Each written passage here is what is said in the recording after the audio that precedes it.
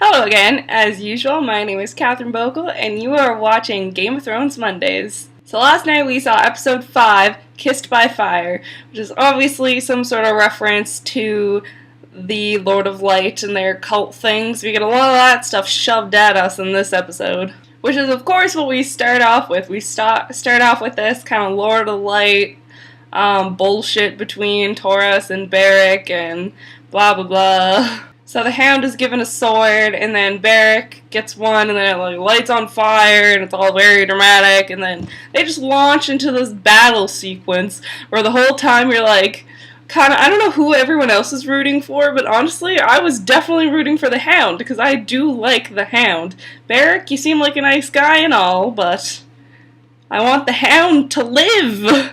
So the battle's getting pretty furious. They're knocking into things and getting pushed into the fire, and then freaking the Hound's shield gets lit on fire, and of course he's kind of freaking out, and then we have Arya yelling to kill him, but then the Hound gets the upper advantage, and he stabs Beric through the chest, and then everyone's like, gasp, and they're done their fucking chanting shit.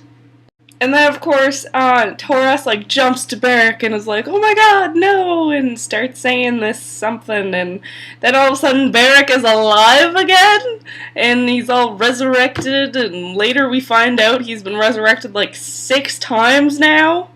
It's what is happening? And then, of course, Arya, jumps after him and tries to, stab the Hound, because she wants to kill him and stuff, but that obviously works out really well. Then we skip to Jon telling Gingy Beard Guy about the patrols that the Crows have and about how there are only 3 castles still manned, of course Castle Black, and then there are 2 other ones. There's apparently 19 castles and 3 are manned, friggin' the Crows need to get some, more soldiers here. Seriously. Then Ygritte actually ends up defending Jon, and then, of course, after Jon's all oh, I don't need you to defend me! And he gets all offended because he's being, I don't know, emasculated or something. And, Jon, I really hope you are not lying to him right now, because I don't think he will freaking be phased and throwing you off the wall when you guys go to climb that in probably the next episode. And then we have this cute little bit where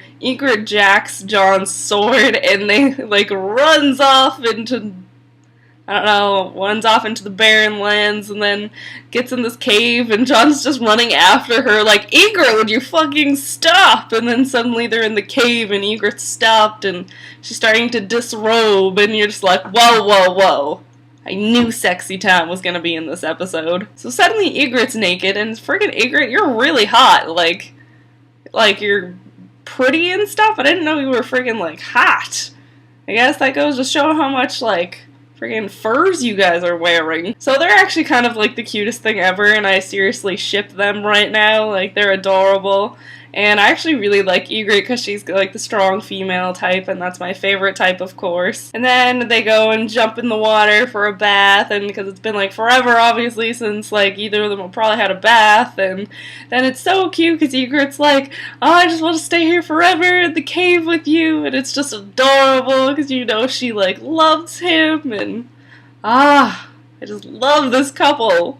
So we had some serious fangirling happening here, don't judge me. So then we briefly skip to the Hound, and he's still with all of them Lord of Light peoples, and he wants his stuff back, and they're oh, well, we're still thieves, and we still stole it, but then they give it back to him, and it's all the Lord of Light isn't done with yet, and friggin' leave the Hound alone. So then we skip to Jaime and Brienne being brought to Lord Bolton, who actually seems kind of like a cool dude. He seems pretty nice so far. And he sets Brienne free, and he's guys, what the fuck?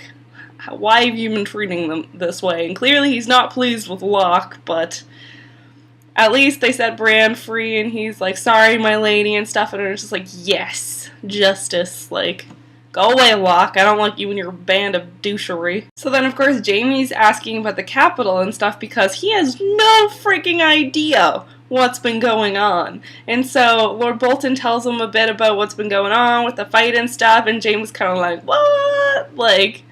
And then he's happy, of course, because Stannis lost and blah blah blah, and no one really cares. So Jaime then gets brought to a healer who wants to chop his whole arm off to get rid of the rot and stuff, and Jaime's just like, I don't freaking think so. And then, of course, Jaime doesn't even want the milk of the poppy when the dude's gonna, like, cut off all, like, the dead rot on his arm. Like, what are you trying to prove, Jaime? Like, what are you trying to prove? And he says instead of it, he'll scream, and yeah, he screams. So then we have Littlefinger, and then Cersei comes to talk to him, and she's telling him about her distrust in the Tyrells and how she doesn't like this, and she wants him to talk to Tywin about, like, some financial matters or something of why, like, he doesn't trust them, so basically go bullshit Cersei's father, like, that's basically what she's asking him to do. So then we skip to Olenna and Tyrion's trying to get this wedding to be a little less expensive because he's the new master of coin, and of course Olenna's like, well, the people need the distraction and stuff, which I totally agree with, so they don't, like, rise up and try and kill people, even though that would not be the worst thing right now. And then she agrees to pay for half the wedding, which Tyrion's like, freaking awesome, like, that's awesome, like, that's a lot of expense off their shoulders.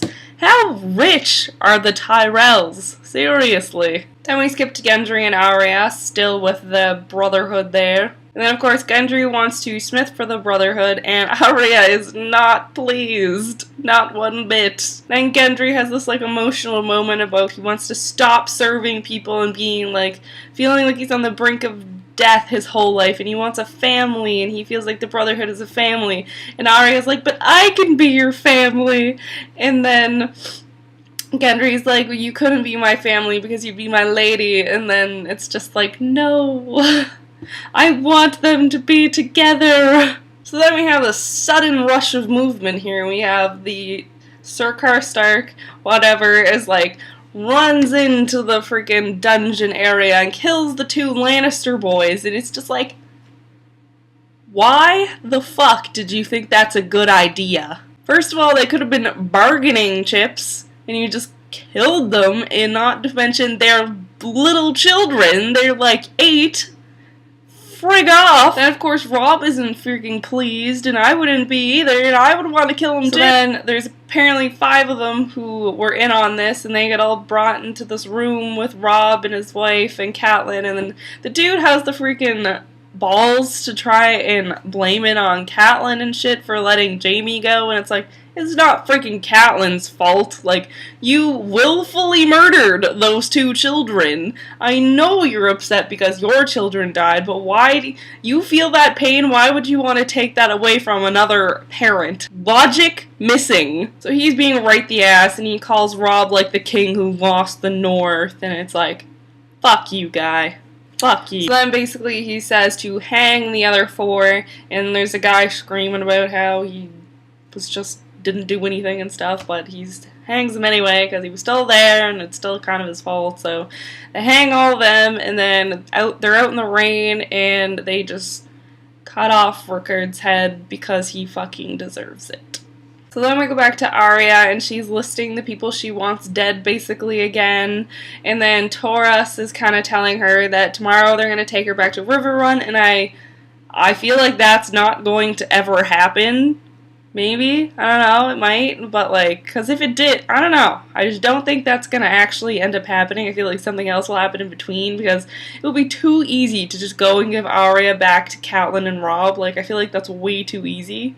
Like, and if this show has taught me anything, is that George R. R. Martin is a master at plot twists. So this is when they're talking about how many times Beric has been killed and resurrected, and it's 6 times, as I already mentioned.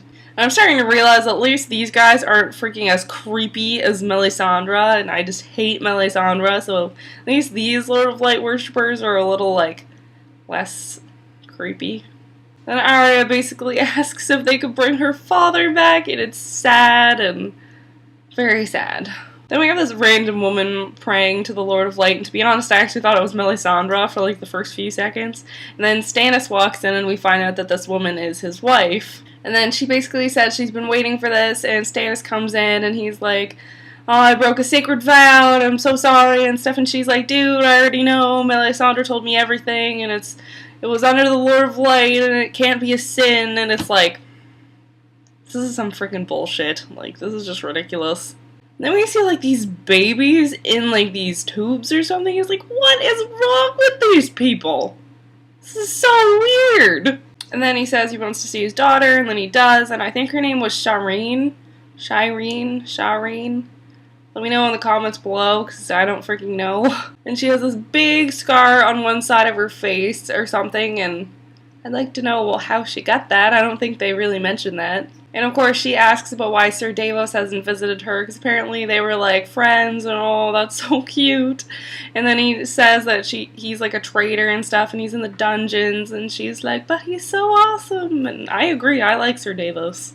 So then we have one of my favorite scenes in the episode. We have Brienne and... oh, that sounds really bad. But we have Brienne and she's bathing, and then Jaime comes in and she's like, whoa, like, you're getting into my tub, like, there's another one right there. And he's like, no, I'm good here. And it's just like, Jaime. So much to Brienne's dismay, he gets in the tub with her, and it's so funny. You finally get to see Jaime's stub, and I'm sorry, but I thought that was really funny. Like, it's not funny, but it was really funny. Then Brienne gets upset because Jaime's a jerk, and then Jaime actually apologizes. Whoa! He even goes as far to say that he trusts her, and it's just like, oh, it's so cute. Then they talk about, this is why this is my favorite part, is because we get really into this emotional part of Jaime that we've never seen before, and it makes me not hate Jaime, which is weird. And they talk about him being the Kingslayer when he was the friggin' Kingsguard leader or something for the Mad King. And they talk about how the Mad King used to burn people alive with wildfire, because that's okay. I guess we know why he was the Mad King, because he was fucking crazy. And basically we get this big story about how that final, like, kind of battle happened when, like, Jaime killed the Mad King and how he wasn't going to before. But then the Mad King told him to kill his father. Friggin', I would not do that either. Like, no matter how much I didn't like my dad, because Tywin's kind of a dick. But then, instead of killing his father, Jaime goes and he literally stabs the Mad King in the back. It was so interesting to hear this, though, because I was always wondering, like, what had happened with that. He also told him to basically that they were gonna burn the city alive, and it's just like, you could just, there comes a point when you need to freaking take a step back, and like, you need to be like, no. Like, you gotta stand up to the authority, and Jaime did that, so, proud of you, dude. And then he recalls the story or something about how, if he burned alive, that he could turn into, like, a dragon or something and come back and, like, burn everyone or something like that. And then, so just to be sure, Jaime, like, slit his throat. And Brienne even asks him, like, why he didn't tell anyone, like, not even Ned or anything, and it was just very, like, that was my favorite scene in the whole episode, honestly, like, favorite scene. Then we go to Sir Davos, who is in the lovely dungeon. And we have the cute little princess comes down, and she's like, he's obviously like, whoa, what are you doing here? And she's like, I missed you and stuff, and she gives him this book to read, but he's like, I can't read it, and she's like, well, I'll teach you to read, and he finally, like, agrees, and I thought that was really cute. So then we finally get back to Dany's group, because I was excited to see, like, what's going on there. And we have Jorah and Sir Barristan chatting it up, and they kind of seem like bros now, even though a little bit after this they don't. And then Sir Barristan basically says that he's fought for all these kings he didn't believe in, a mad king, a drunkard, and now he really wants to fight for someone he believes in. And of course Jorah is just like, he gets asked if he believes in her, and Jorah just says he believes in Dany with all his heart. And of course he does, because he's like in love with her, but still like cute, and I really like Sir Barristan, and I want him to come to be part of this team here, and I really think he will. So then we go to Dany, and she's talking to the Unsullied. She's kind of getting the like captains together or whatever, and then she asks if they have a leader among them, and then one steps forward, and his name is Grey Worm, and she's kind of upset by that name, because that's like it's not a slave, it's like a slave name. And then she ends up telling them all to pick their own names and pick ones that will bring them pride and that will make them happy and stuff. And then he says his name, Grey Worm, does bring him pride because he had it when Daenerys Stormborn Targaryen saved them and freed them. And oh, that is so cute. That is like my second favorite part of this episode. And then we skip back to Jorah and Ser Barristan, and they're kind of talking about how Dany will need an advisor, and they're kind of like, basically Ser Barristan is saying that Jorah would be a really bad one, and then Jorah's kind of like, excuse you, and it's just, they're not so brosifs in this little part. Then we're back to Robb, and he's upset because the Karstarks have all left, just like he was told they would. So that was a good half the men, so, oh, that is not good for you guys. And then they talk about taking them home, but he says he can't, obviously, because if he does, and they're front of the warm fires in there for the winter and stuff, the winter could last 5 years, and then they wouldn't be ready to fight anymore, and he has to stay in the battle now. And then his wife tells him to give them a new purpose, because she's a smart cookie, and that's actually a really good idea, which Robb kind of figures out a plan here. So Robb realizes that he could take Castle Rock, because it may not be King's Landing, and it may not be Winterfell, but it's somewhere that's can be taken, and that's a new goal for them to take, a new place for the soldiers to go and let off some steam and stuff, so they're not just like left without a purpose. But then Robb, he still knows that he needs a bigger army, and the only one with an army the size he needs is, ironically, the army of the dude whose daughter he was supposed to marry. That is karma being a bitch, Robb. You kind of deserve that. You made a vow, or Catelyn made a vow for you, and you didn't hold up. And then we have Sansa and Marjorie, and they're talking about planting the seed with Loras to get married to him and blah blah blah. Then we suddenly have Loras making out with that Oliver guy, and then it's just kind of like, whoa, that happened really fast. And it's, I cannot believe Sansa does not realize that he fights for the other team. And he says, Oliver says that he is experienced with husbands. You little slut. And then, of course, we find out that he's Littlefinger's spy, and he was spying this whole time just to find out that Sir Loras is to be married, basically, and we're not sure if that means he's to be married to Sansa or not. I guess we'll find out. And then we have Littlefinger coming up behind Sansa, and he's being a fucking creeper as usual. And then Sansa's having second thoughts about going with him, which is good, because if you go with him, bad news. Then Sansa's actually freaking concerned about him. Don't be concerned for him. He is not on your side. And then we have the ending scene, which is kind of, whoa, like, oh. You have Tyrion going to talk to his father, and then Cersei's is there, and then he gets them both to sit down, and Tyrion starts saying how he's saving money, and he should be proud of him and stuff, and then Tywin's just like, I don't give a fuck, we're here to talk about some other shit, Tyrion. And they talk about how Sansa's the key to the north, and they can't have her marrying Sir Loras because then she'd be on the side of the Tyrells, and Tywin's afraid that the Tyrells are getting too strong, which is totally fucking Cersei's fault, I'd like to make note. And then he says how he wants them to find Sansa another husband, and then they want her to marry Joffrey again. I just want to strangle him at this point, like, that is not a good idea, and of course Tyrion freaks the fuck out, because he's like, you can't do that to that poor little girl and stuff, and no, you cannot, Tywin. No! No, no, no! And then of course he's like, Tyrion, you will do as I bid you, and so will you. And he turns to Cersei's, and Cersei's is like, what? And then she actually has the gall to be mad that he wants her to marry Loras.